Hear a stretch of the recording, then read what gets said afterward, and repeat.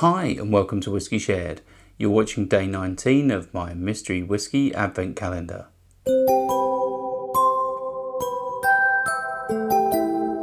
I'm Toby and you're watching Whiskey Shared. Welcome to day 19 of my mystery whiskey advent calendar. If you've seen this before and you know it works, then you can just skip straight forward to the tasting. Otherwise, the way this works is I have over 150 samples in my sample collection and my wife has picked 24 at random. She'll put one a day into a blue Glencairn glass and I'll nose it, I'll taste it, I'll tell you if I like it, and I'll have a stab at what I think it is. Shall we find out what I'm drinking?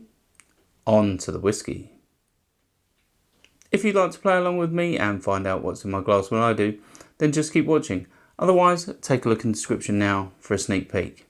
Let's start with the nose. Okay, so this is quite fruity. I'm getting like orchard fruits. Lovely and sweet, like boiled sweets.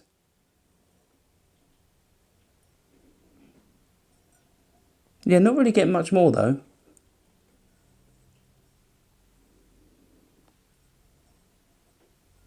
Yeah, just getting like slightly synthetic orchard fruits, a little bit like pear drops. Not overly high ABV on the nose either.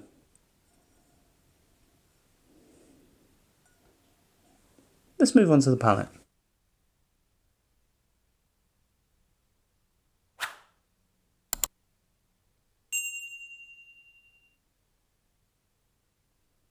Yeah, so it's quite sweet, quite fruity. There's a lovely malted barley note in there as well. I think ABV wise it's about 46-48%.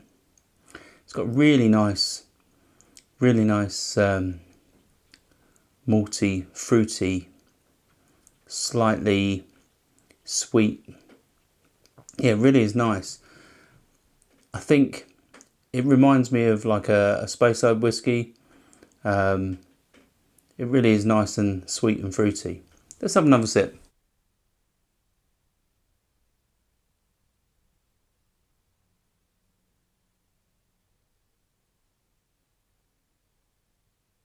I think this is probably bourbon matured. It is lovely and sweet, slightly drying, little bit of like dry wood from the barrels. It's yeah, a little bit tannic, but I think this is reminding me a little bit of like Tomatin Legacy. It's that type of sweet like orchard fruits. Also reminds me of King's Inch from the Glasgow distillery. It's yeah, so it could be I think it could be quite a young whiskey. Let's have one final sip.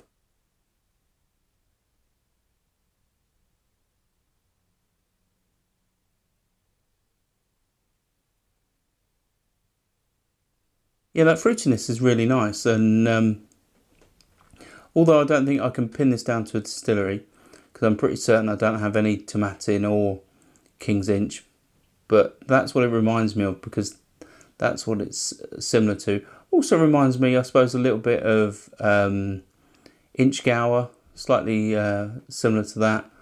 But yeah, I think it's probably a non-age statement or under 12 years old.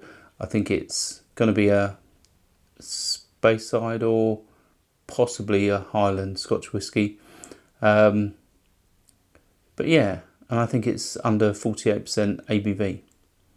Shall we find out what's in my glass?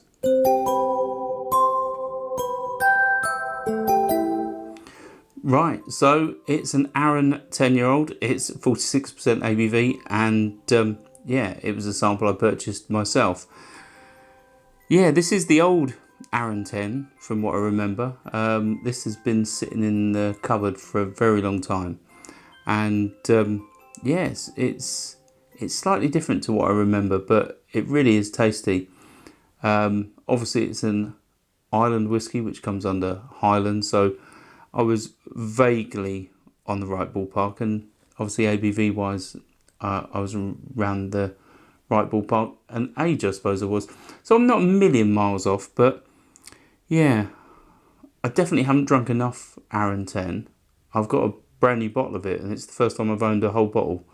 But I have had several samples of this over the years. But yeah, I've never really sat down and drunk more than a single sample. So maybe I should crack open that bottle for Christmas and yeah, get acquainted with Arran 10 properly. I'm sure a lot of you out there will have drunk Arran 10 and be a big fan of it. It obviously does well in the Oswars, and yeah, I definitely need to sort of brush up on my Arran 10 knowledge.